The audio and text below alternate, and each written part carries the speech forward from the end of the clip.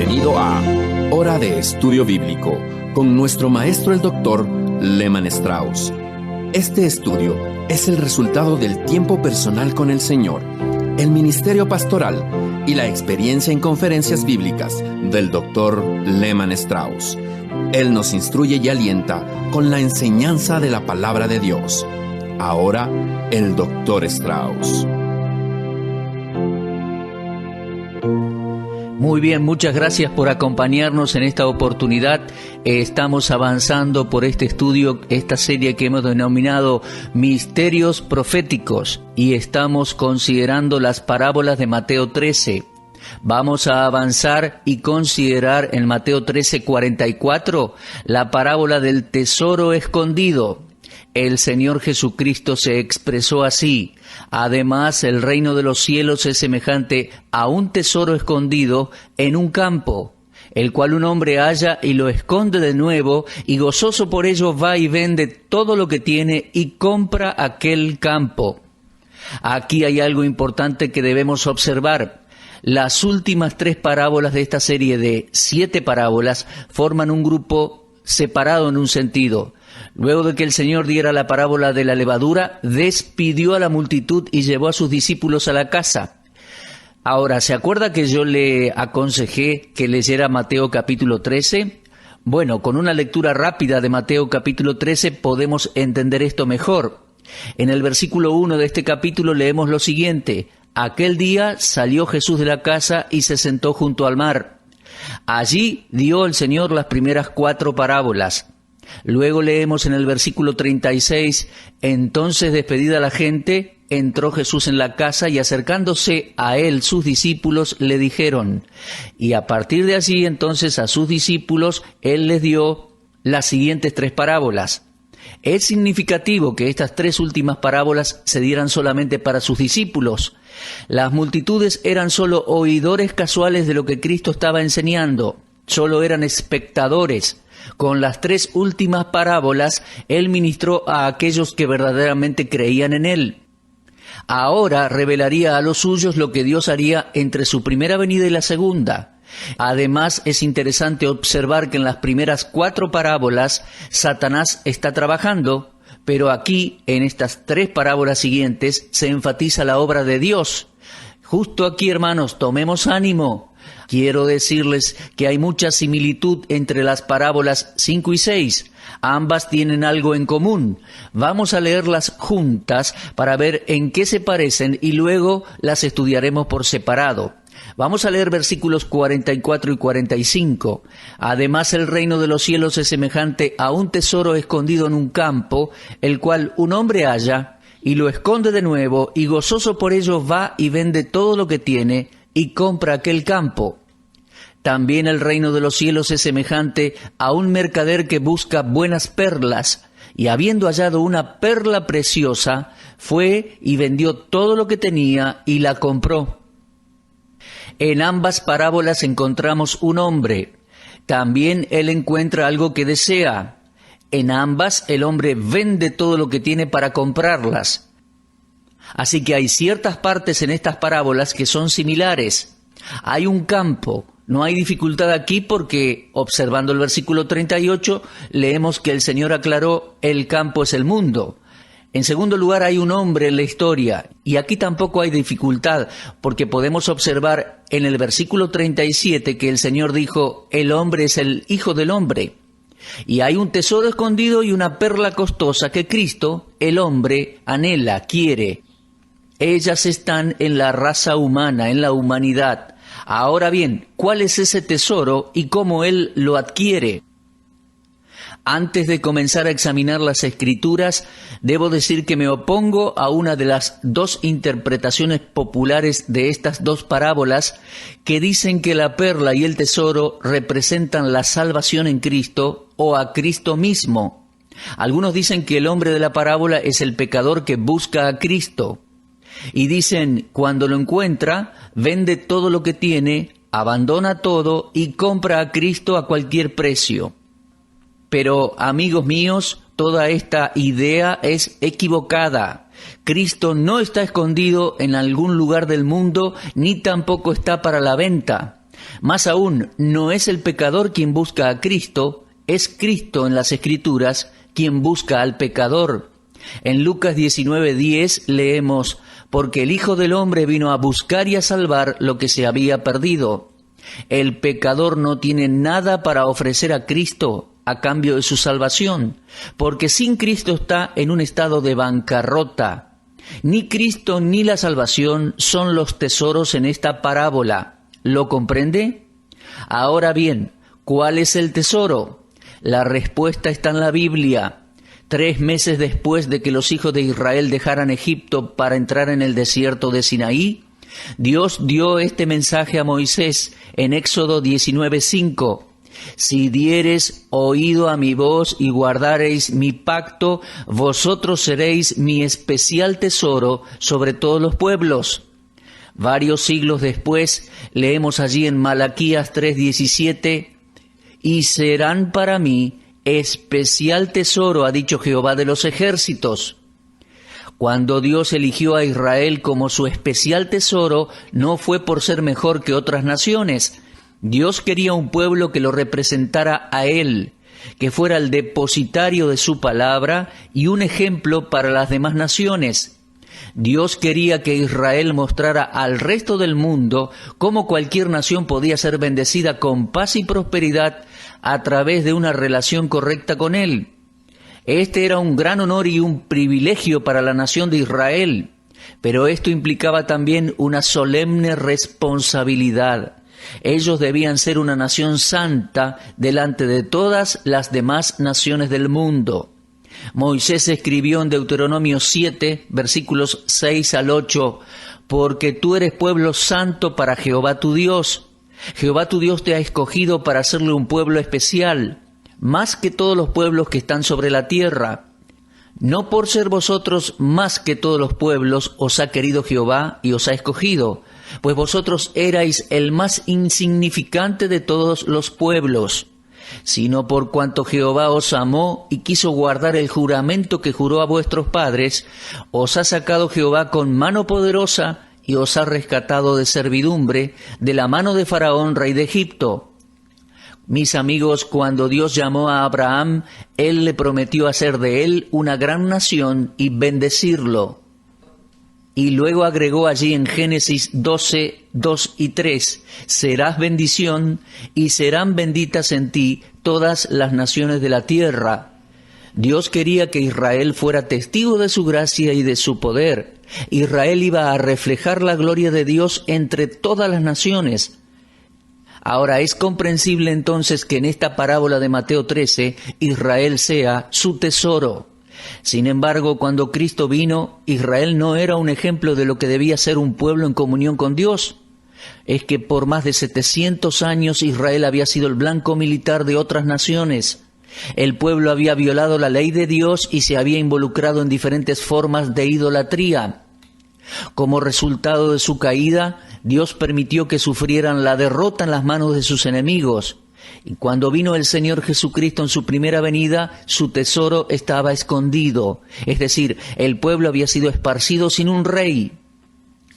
El remanente que regresó de su última cautividad fue más tarde esclavo del yugo romano. El tesoro de Dios había fallado en cumplir su rol. Los 400 años entre los dos testamentos, es decir, entre Malaquías y Mateo, a menudo se llaman los años de silencio, porque no hubo contacto entre Dios y su tesoro. No había ni siquiera un profeta que hablara al pueblo en el nombre de Dios. ¿Dónde estaba el tesoro? Estaba disperso entre los gentiles. Lo podemos leer en Juan 7:35. Y Santiago escribió a las 12 tribus que están en la dispersión. Lo leemos en el primer versículo de su carta. Por su parte, Pedro, en su primera epístola, se dirigió a los expatriados de la dispersión en el Ponto, Galacia, etc. Cuando el Hijo del Hombre vino a la tierra, su tesoro estaba escondido en un campo, esparcido por todo el mundo conocido. Israel como nación no tuvo la influencia que Dios quería que tuviera para el resto de las naciones. Y cuando el hombre vino, el tesoro era su primer objetivo. Lo leemos allí en Juan 1:11, donde dice que el Señor a lo suyo vino.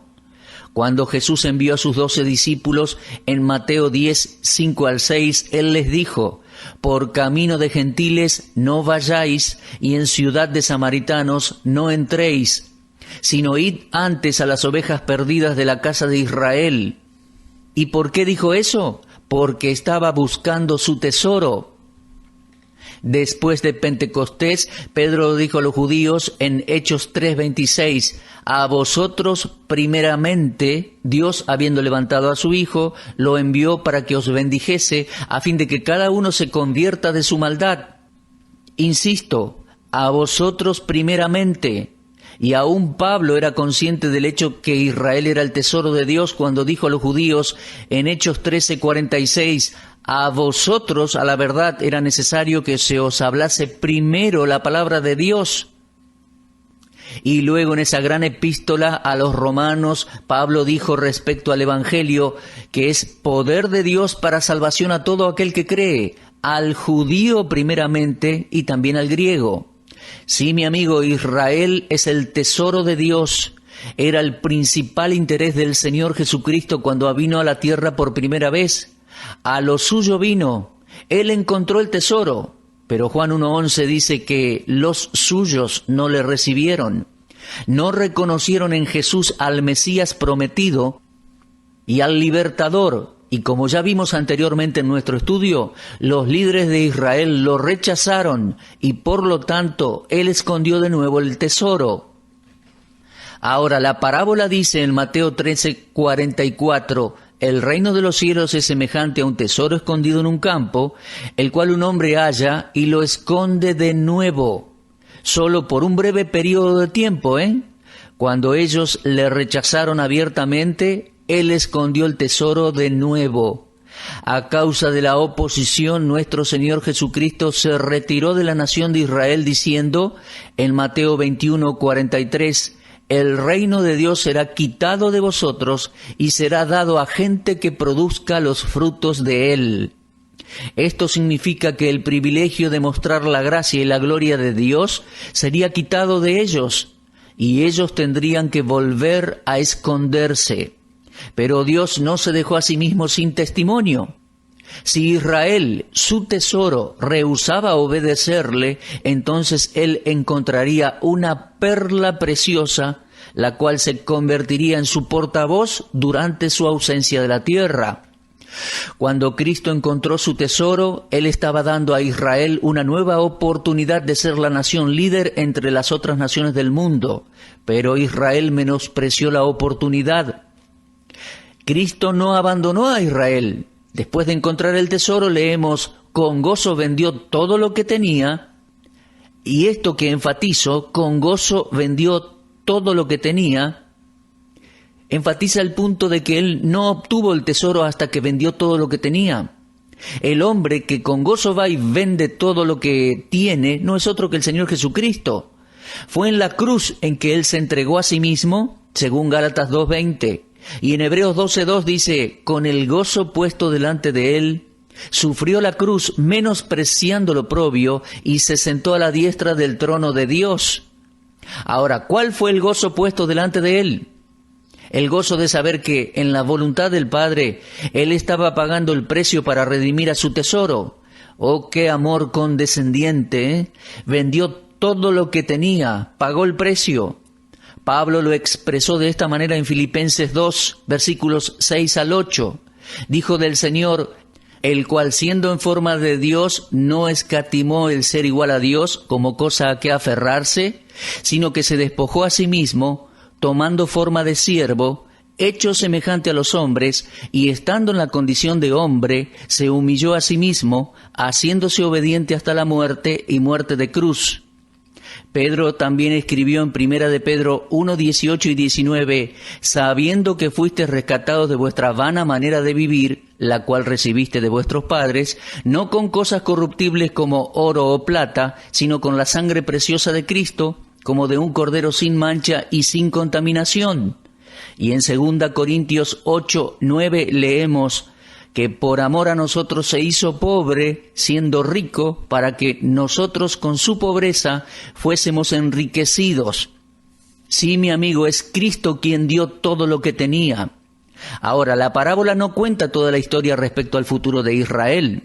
Sabemos que el tesoro, aunque hoy esté escondido, un día estará bajo el control de su Creador y su Redentor. El futuro de Israel es brillante. Será un testigo ante el mundo de la gracia y el poder de su Mesías y Redentor. Es que la aplicación de esta parábola va más allá de la primera venida de Cristo a la tierra, abarca hasta su segunda venida. Pablo se refirió a este tema por completo en su epístola a los Romanos, capítulos 9 al 11. Estos 3 capítulos, Romanos 9, 10 y 11, deben ser leídos de una sola vez, porque en ellos usted encontrará una explicación detallada de la parábola del tesoro perdido. En el capítulo 9, Pablo se refiere a la historia pasada de Israel como nación. Dios, en su soberana voluntad y propósito, eligió a este pueblo como su tesoro. Y Pablo hace esta pregunta en Romanos 9:14. ¿Qué, pues, diremos? ¿Que hay injusticia en Dios? En ninguna manera. ¿Fue Dios injusto al elegir una nación por sobre las otras? La respuesta es no. No permita que este pensamiento entre en su mente. No hay injusticia en las elecciones de Dios. Si no podemos confiar en Dios en el tema de la elección, entonces ¿en qué o en quién podemos confiar? Porque Dios eligió a Israel, envidia, odio y celos han sido dirigidos en contra de los judíos. Muchos gentiles no aprueban la elección de Dios, pero entonces, amigo mío, Dios, siendo soberano y justo, nunca sujetaría su elección a un voto de confianza de un gentil. Sí, Israel es el tesoro de Dios. El hombre debe dejar que Dios haga su elección soberana y justa, de caso contrario, todos debemos perecer. Ahora bien, en Romanos capítulo 10 aprendemos por qué el tesoro está escondido en esta presente dispensación. El capítulo comienza con un clamor del corazón de Pablo, en el cual él expresa el peso de su corazón por la salvación de Israel. Su situación presente, con la que Dios está ahora tratando con la nación, se debe a sus propias faltas. Pablo dijo en Romanos 10:2, ellos tienen celo de Dios, pero no conforme a ciencia, o sea, no conforme a conocimiento. ¿En qué falló Israel? Romanos 10:3 dice que ignorando la justicia de Dios, ellos procuraron establecer la suya propia y no se sujetaron a la justicia de Dios. Como vemos, ellos no ignoraban la ley, porque prácticamente la adoraban, sino que ignoraban la justicia de Dios descrita en Romanos 3:21, porque el fin de la justicia es Cristo. Ahora, la justicia divina no es igual a la justicia humana. Isaías dio una descripción de todas las justicias humanas y las resumió diciendo, todas nuestras justicias son como trapo de inmundicia. Lo leemos en Isaías 64:6. Pablo había aprendido la diferencia entre estas dos justicias cuando testificó en Filipenses 3:9, no teniendo mi propia justicia, que es por la ley, sino la que es por la fe de Cristo, la justicia que es de Dios por la fe en Cristo. Tal justicia levanta un monumento a la gloria de Dios. La justicia de Dios, la cual es imputada al pecador que confía en la obra de Cristo, siempre glorifica a Dios. 1 Corintios 1, 30 y 31 dice, mas por Él estáis vosotros en Cristo Jesús, el cual nos ha sido hecho por Dios sabiduría, justificación, santificación y redención, para que, como está escrito, el que se gloría, gloríese en el Señor. Jesús había advertido a los judíos en Mateo 5:20, porque os digo que si vuestra justicia no fuere mayor que la de los escribas y fariseos, no entraréis en el reino de los cielos. Pero ellos rechazaron a Cristo. Por tanto, Pablo dijo en Romanos 10:16, no todos obedecieron el Evangelio.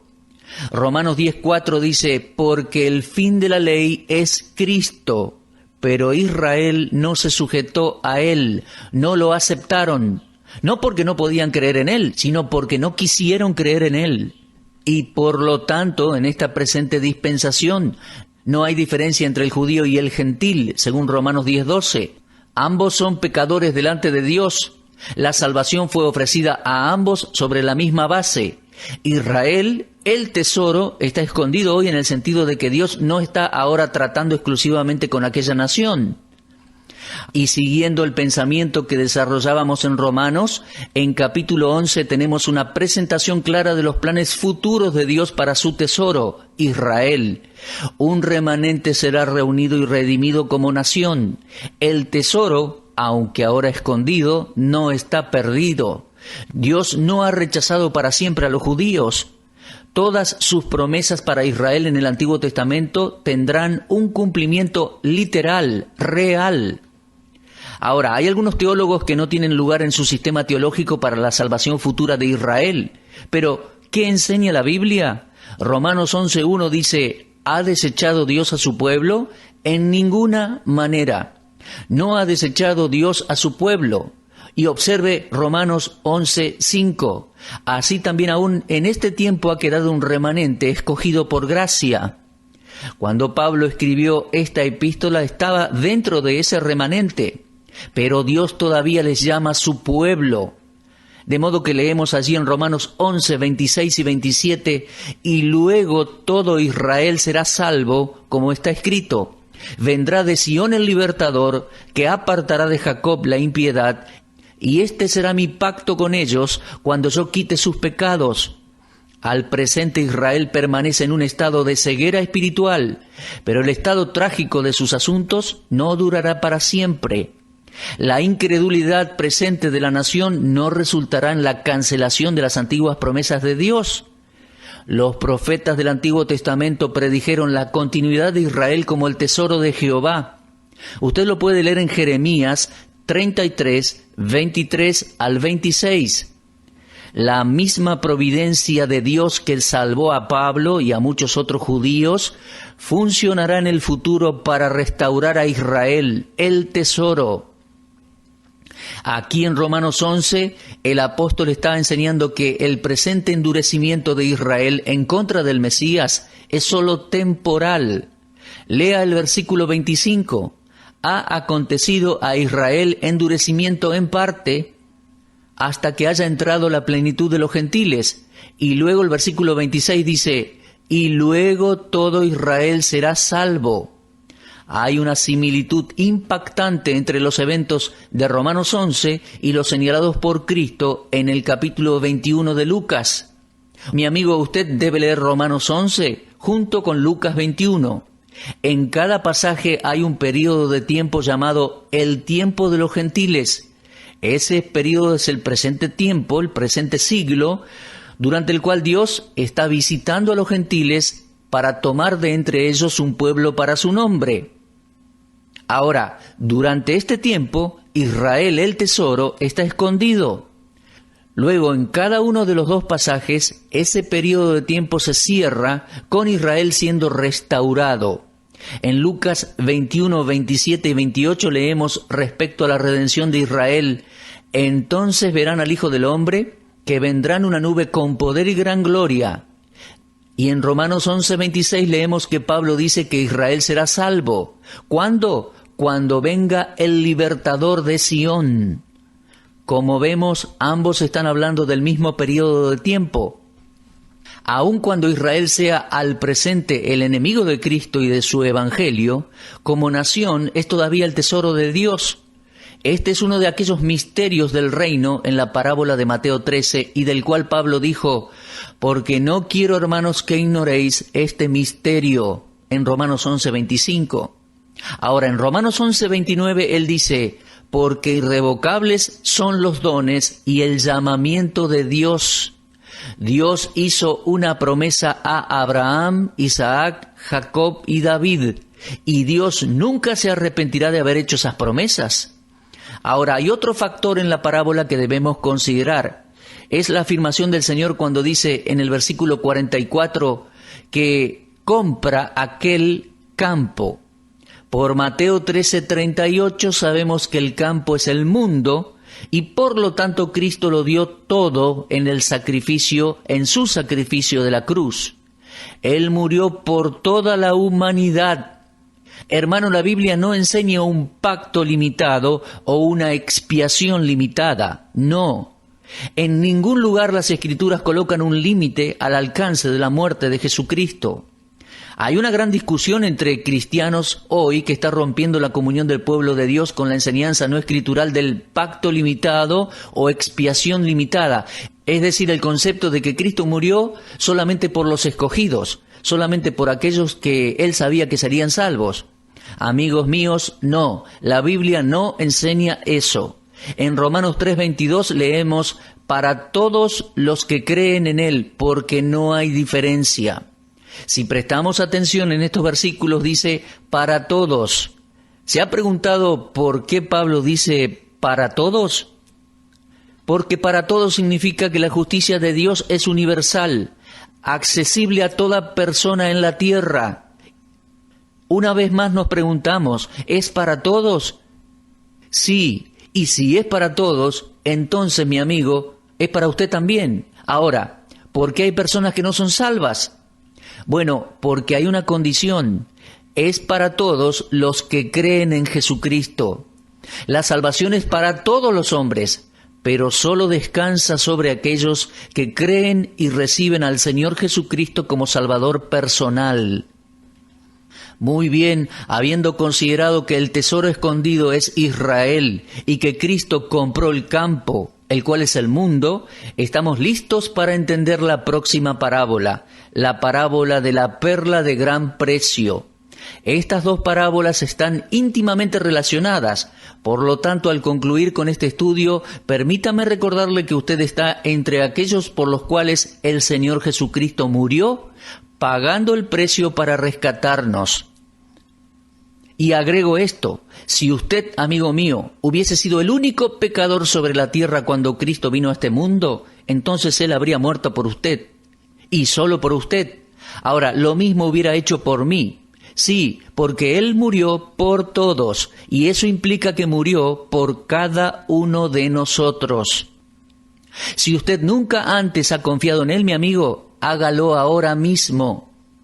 Continuaremos en nuestro próximo programa con la próxima parábola, la parábola de la perla de gran precio.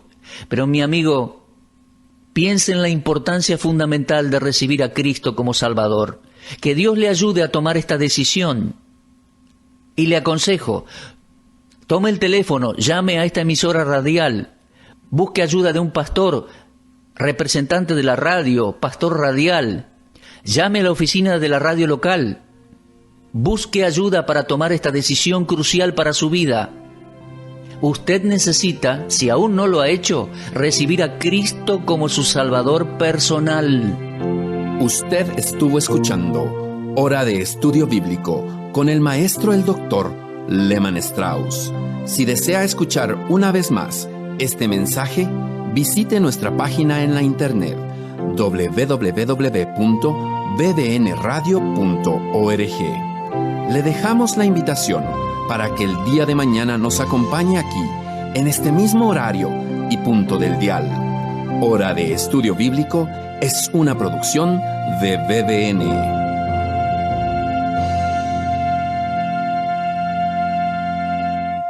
Ingrese a nuestra sala de chat para hacer la consulta espiritual que desee. www.bbnchat.org.